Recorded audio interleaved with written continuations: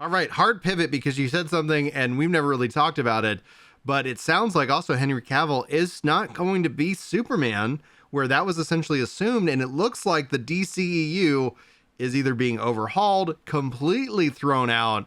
And I'm going to tell you, hands down, as I was like hearing about this on the way home from dropping off Maddie at school this morning, I'm personally very excited. James Gunn has taken over as kind of the big overall arching like narrative universe director, but here they are in a really weird spot. It's coming out news. I don't know if you've seen this, but it seems like they were falsely reporting the numbers that Black Adam brought in, and that was barely, if at all, profitable. Obviously, Warner Brothers, Max, all of them, like financially, I was like, this is a weird, like, I'm just waiting for somebody else to come in and just be like, all right, we're going to own you now because your value has dropped by billions and millions of dollars. But on that same note, like we know they have Shazam 2 in the works. We also know that The Flash is literally as a movie and a franchise and an actor, like that is already feels like it's just going to run into a trash can no matter what. I don't think there's anything that saves that movie regardless. No. So I'm just wondering if James Gunn's coming in and tied a lot to one person when it comes to the Flash franchise. Yeah, especially with the Flash, especially with the character The Flash. When that person makes some choices off screen that change the image that much, that's really hard for the creative IP to not suffer as a consequence, right? Yeah. Like, does he deserve consequences? Absolutely. Does an imaginary person that he plays deserve consequences? I don't know, but how do you divorce the art though from the artist, right? Because I mean, you try. Like I struggle with Fantastic Beasts when all of the Johnny Depp stuff was going on. Mm-hmm.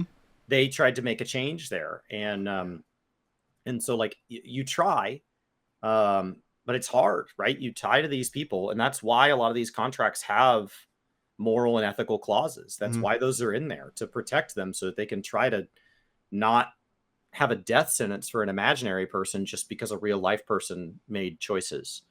I honestly, at this point, like I don't know if I guess you released Shazam because it's finished. The problem that they ran out was they actually ran out of money for marketing.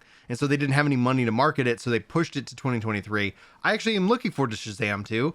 I enjoyed Shazam 1. I have yet to see Black Adam just because I'm a parent and I don't go to the movies. I wait till the movies come to me. Isn't it on HBO right now? I don't know. I don't have HBO. I think it's on HBO. All right. So beyond that, though, you still then have the question of Flash. Like, I'm wondering, it's like, do you just kind of like say, hey, they're on our streaming service? Because we don't want to spend the money on marketing.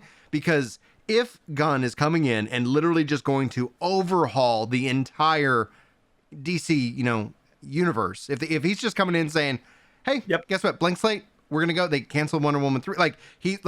All right. If he's got full creative control and he's like, we're going to execute on a vision, we might bring in some actors, but if they're not bringing in Cavill, like that sounds to me like you're going to just reboot Superman from the ground up. And if Superman's already in these other things, like how do you piece together the vase? It's been broken 30 times. Caring about all these reboots. Exactly. Like every actor that plays Batman has to make a different grungy origin story. And like at a certain point, I don't care if you think yours is better. I don't need 19 of them. Right. Like it's so hard to keep caring. Right. So like Superman's gonna have the same issue. And Superman as a hero is not my favorite. They're better. He's faster than the Flash. He's stronger than, like if you could take anything. DC Marvel compromise. You're like, oh, and we have the Hulk standing next to Superman. Well, thank goodness Superman's here because he's stronger than the Hulk. And you're like, oh, wow. So what are we going to do? Somehow we now have a collab with the Fantastic Four. It's okay. He's smarter than him. Like, and he has lasers for eyes because we've now got a collab with the X-Men. And it just, Superman is invincible. And then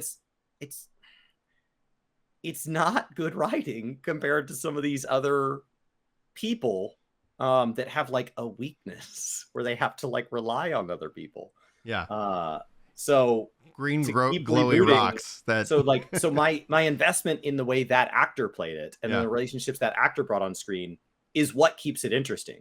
So I don't know how many times you get to keep swapping it out. So whoever they replace Cavill with, you got to hold on to him for a while. This can't be like one and done. Like some of the bonds have been really short. You got to hold on to him for a while, but that's to the point where it's like, if you're literally just going to go ahead and say, we're going to have a new person who's acting as Superman, I think that's all of a sudden you were like, listen, everything that's come before it, we're just retiring that. Like we're just going to start a brand new universe and we're going to start it from this point forward. My question ends up being is like, is it from Shazam 2 forward? Like, are you gonna sit here and say, okay, these are the 3 movies that we're picking from the past to preserve as a part of our new universe? Or are we just literally just gonna say, all right guys, listen, there's nothing we can really salvage because it's all broken up in parts, and so you gotta go new. Yeah, I say you go brand stinking new with this. Right. Once like if Cavill was there, then I was like, okay, you can start to say like, here's what's canon from these movies, and yes, it was all kind of this Wild West, but now we have a clear vision. It's the same thing the same complaint I had with the Star Wars movies 7, 8, 9. I was like, it doesn't feel like any of these are connected because there was no clear directive. There's other universes we haven't finished exploring. What's the one with Bruce Willis? The Unbreakable or Invincible or whatever he's called. Yeah, like Unbreakable. So there's other universes that we don't have 97 of the same movie of. Like, I don't know why we have to keep going back to the same 3 franchises.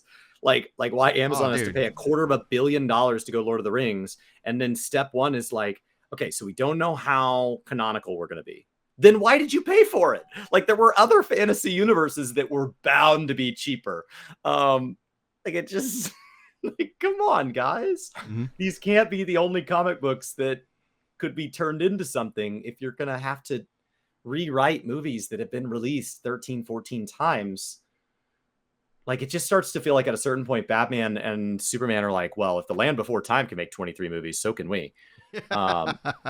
I just want them to do it right. I never felt respected within a DC movie, and they were also so wildly inconsistent because I was like, oh, I actually really enjoyed James Gunn's Suicide Squad.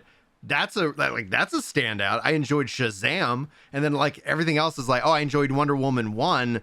But Wonder Woman, like, and then the naming convention, it's like, and then all of a sudden you're saying that there's this guy, spoiler alert for the internet, if you have not seen Wonder Woman 84. So you're telling me there's a guy who can grant wishes and he has a global impact, and yet in any movie that we've seen that has happened timeline after this connected universe has no memory or reference or knowledge of it, not even a hint of, hey, remember when we were wishing for stuff and it happened and then something bad happened? Like, I was like, what are you doing to me? And I tell you this, because anybody who's ever asked for my movie reviews, I'm the worst YouTube movie reviewer. That's why I don't have a channel that does it, is because I'm either entertained or I'm not. And I was like, generally speaking, I was entertaining. All right, I'll move on to the next thing. I'm not that invested. I do really enjoy movies, so I'm a bad movie critic.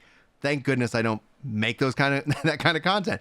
But oh my goodness, there are some canonical things that I'm just like, I can suspend disbelief to a wide array, but wishing on the entire planet, wild. That was cool. That was fun. Why the hell did you set it in 1984? Especially with the whole thing. It makes me mad at the DCU. I really, really want them to say, guess what? There's another event where somebody wished for everybody to forget it and for her to no longer be able to fly so that she wouldn't be able to do that later. Oh yeah. That's what happened. Yeah, that's the reason. And in the process, they accidentally invented companies that made flying more complex so that somebody who flew like the world's first airplane couldn't just get in a fighter jet and know how it works. Yeah. People got off on like a whole narrative thread about like something fantastical and whether or not like body swapping the ethical concerns. And it's like, I would love for that to be that I felt so immersed in this world that I got to ask ethical questions. But the world is so fragmented from the very start that it's like the whole thing doesn't feel real. So I didn't feel like real people were affected by real things ever, as opposed to like when I get to sit and talk about the motivations of somebody, that's because I feel they're a real person that I had like a real parasocial relationship with. And it's like, no, that person. And I know when they were born and how they were raised. And like, I get to talk about how they felt and what they were like in this moment. None of that was real because the entire thing felt like the Matrix, where it's like, well, it wasn't real anyway. So ethical concerns don't bother me as much because the whole thing was just so stupid. Like I would love for it. Like it just, I don't know. As opposed to like, I get really mad about like the word consent was thrown around. I get really mad about the consent within Final Fantasy 14 when we get in like Sastasha, because I felt that those were real people whose real free will was taken away. And I get really upset about it. But I didn't feel like, you know, Gal Gadot's fever dream put me in the same spot. Oh yeah, 100%. And anyway, so I know James Gunn isn't watching this, but if for some random algorithmic chance that he is, go get it, dude. Like, just make it great, please. We really want to see an amazing time. If it were me, I would just make it good. Thank you. So that's our suggestion. Thank you, and welcome to James Gunn, our newest follower. We really appreciate you joining the community. And we appreciate you coming and hanging out. Lurkers are welcome. We love the lurks, we stream man. Monday through Friday. And thanks for being here. Yeah, we will be the official funnel of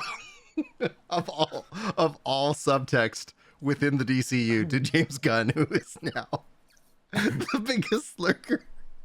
I can't even get it out right. Like, oh my gosh. Oh, what a great moment. Hold on. Let me recenter. Video games. All right, let's do it. Okay. Okay. Oh, wow. Just make it good. We fixed the problems, guys. Oh, just hire the good writers. No, I'm really excited for James Gunn's DC run, and I really hope that it's well received and profitable, because then that means it can continue. So, yeah, I'm rooting for that. I think that'll be great. So, let me go ahead and actually put a banner in here so that editor Chris can end up having a an easier time.